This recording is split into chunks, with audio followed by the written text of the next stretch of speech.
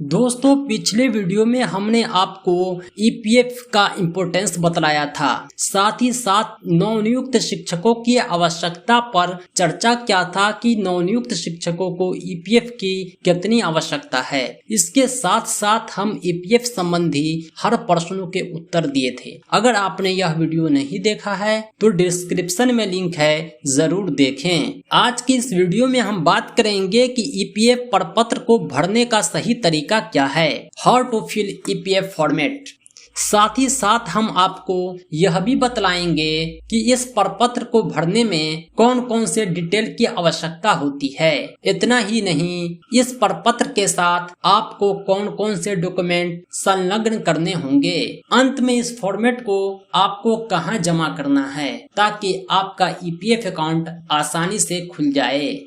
दोस्तों हमारे चैनल पर सीटेट की कंप्लीट तैयारी कराई जाती है। पीडीएफ नोट्स के साथ साथ complete study material individually provide कराए जाते हैं। अगर आप इंटरेस्टेड हैं तो आप हमसे संपर्क कर सकते हैं। हमारा संपर्क सूत्र है 7631314948। इस नंबर पर आप कॉल भी कर सकते हैं और व्हाट्सएप भी, या डिस्क्रिप्शन में दिए गए लिंक के माध्यम से आप अपना बेसिक डिटेल और पेपर डिटेल और सब्जेक्ट भेज सकते हैं। हमारी टीम बहुत जल्द आपसे संपर्क करेगी। दोस्तों दूसरे एप्लीकेशन की तरह इस फॉर्मेट को भरने में भी बहुत सारी सावधानियां बरतनी पड़ती है ताकि आपका सही डिटेल सही जगह तक पहुंच सके। इस प्रपत्र को भरने का जो तरीका है कि आप इसे नीले काले बॉल पेन से ही भरें। अगर आप कंप्यूटर से टाइपिंग करवाना चाहते हैं फिर भी आपको ब्लैक इंक का ही यूज करना है। प्रपत्र के जितने भी डिटेल हैं सब आपको कैपिटल लेटर में भरने हैं।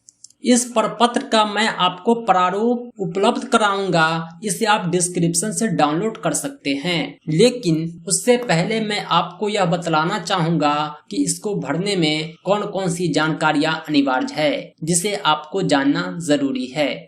पहला कॉलम है नेम एज ऑन आधार, यानी आधार के अकॉर्डिंग आपको अपना नाम लिखना है कैपिटल लेटर में। उसके बाद आपको अपने स्कूल का नाम लिखना है। स्कूल का आप पूरा नाम भी लिख सकते हैं, चाहे प्राइमरी स्कूल को पीएसबी लिख सकते हैं। इसके बाद नियोजन यूनिट का नाम लिखना है। अगर आप प्रखंड नियोजन इकाई हैं या पंचायत नियोजन इकाई में आते हैं या नगर में आते हैं, अपने नियोजन इकाई का नाम लिखें। आपके नियोजन इकाई का नाम आपके नियुक्ति पत्र पर भी लिखा मिलेगा। इसके अलावा आपका विद्यालय कौन से ब्लॉक में है उसका नाम अंकित करना है। इसके बाद डेट ऑफ बर्थ में आपको अपना डेट ऑफ बर्थ अंकित करना है। उसके बाद है डेट ऑफ ज्वाइनिंग, यानी विद्यालय में आपका पहला दिन कौन था, यही है डेट ऑफ ज्वाइनिंग। इसके बाद आपको फादर या हस्बैंड नेम अंकित करना है। फादर या हस्बैंड नेम अंकित करने के बाद इस नेम के साथ आपको अपना रिलेशनशिप भी लिखना है। आप अपना जेंडर भी लिखेंगे, आपका जेंडर क्या है, मेल तो M, फीमेल तो F। इसके बाद आपको अपना मोबाइल नंबर लिखना है। दोस्तों मैं आपका ध्यान आकृष्ट करना चाहूंगा कि मोबाइल नंबर आप काफी सोच समझ कर लिखें। यहाँ पर जो आप मोबाइल नंबर उपलब्ध कराएंगे यह यूनिक होना चाहिए, यानी आगे आपको इस नंबर की आवश्यकता पड़ेगी। ऐसा नंबर उपयोग न करें जो बाद में बंद हो जाए।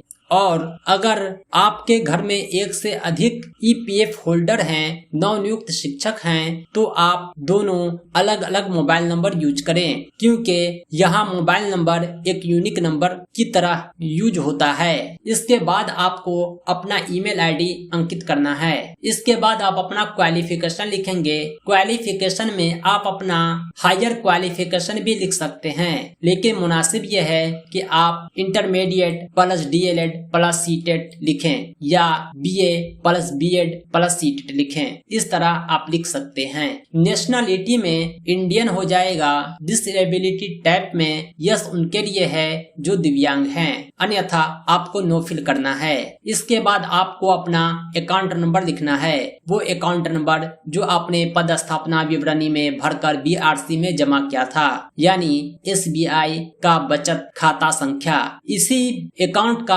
IFSC कोड लिखना है। इसके बाद आता है बेसिक वेज की बारी। नवनियुक्त शिक्षकों का जो मूल वेतन है वो 15,380 है, यहाँ आप अंकित कर देंगे। इसके बाद आता है पैन नंबर, आप अपना पैन नंबर अंकित करेंगे और पैन कार्ड के अकॉर्डिंग आपको अपना नाम भी अंकित करना है। इसी प्रकार आपको अपना आधार नंबर और आधार कार्ड के अकॉर्डिंग आपको अपना नाम अंकित करना है। जो अंतिम कॉलम है अलॉटेड UAN का, आप अपना UAN नंबर लिखेंगे। अगर आपके पास UAN नंबर नहीं है तो आप अपने BRC से अपना UAN नंबर ले सकते हैं, क्योंकि आपका UAN नंबर वहीं से जारी होता है। या इस कॉलम को खाली छोड़कर भी आप फॉर्मेट को जमा कर सकते हैं। BRC के कर्मचारी आपका UAN नंबर यहाँ भर देंगे। आगे का काम BRC के कर्मचारी का है। आपको सिर्फ अपना सिग्नेचर करके इसके साथ कुछ दस्तावेज संलग्न करके BRC में जमा कर देने हैं। कौन कौन से डॉक्यूमेंट इसके साथ अटैच करने हैं, आइए उसके बारे में हम आपको बतलाते हैं। दोस्तों, इस फॉर्मेट में आपने जो डिटेल अंकित किए हैं उससे संबंधित डॉक्यूमेंट संलग्न करना आवश्यक है। आपको अपना आधार कार्ड और पैन कार्ड संलग्न करना होगा। इसके अलावा समस्त शैक्षणिक प्रमाण पत्र यानी matric, inter, graduation, teacher training और ट्रेड सीटेट के डॉक्यूमेंट संलग्न करने हैं। इसके अलावा बैंक डिटेल के लिए आपको अपना बैंक पासबुक अटैच करना होगा। इसके अलावा स्कूल नेम, नियोजन यूनिट और ब्लॉक वेरीफाई करने के लिए आपको ज्वाइनिंग लेटर लगाना है। अगला डॉक्यूमेंट है योगदान रिसीविंग। आपने किस तिथि को योगदान किया था, यह योगदान रिसीविंग से वेरीफाई हो जाता है। अगर आप दिव्यांग अभ्यर्थी हैं तो डिसेबिलिटी सर्टिफिकेट आपको लगाना है, अन्यथा इसकी आवश्यकता नहीं है। ये सारे डॉक्यूमेंट आप इस प्रपत्र के साथ लगाकर BRC में जमा कर देंगे। आपका EPF अकाउंट खुल जाएगा। पिछले वीडियो में हमने आपको बतलाया था कि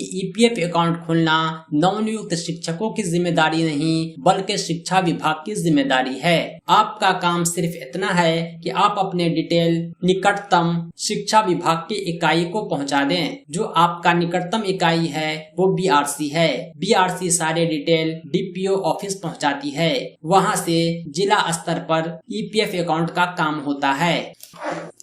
दोस्तों, उम्मीद करता हूं कि सारे डिटेल आप आसानी से भर लेंगे। अगर आपको कोई कठिनाइयां आती है तो आप कमेंट बॉक्स में पूछ सकते हैं। साथ ही साथ आप ब्लैंक प्रपत्र इस वीडियो के डिस्क्रिप्शन से डाउनलोड कर सकते हैं।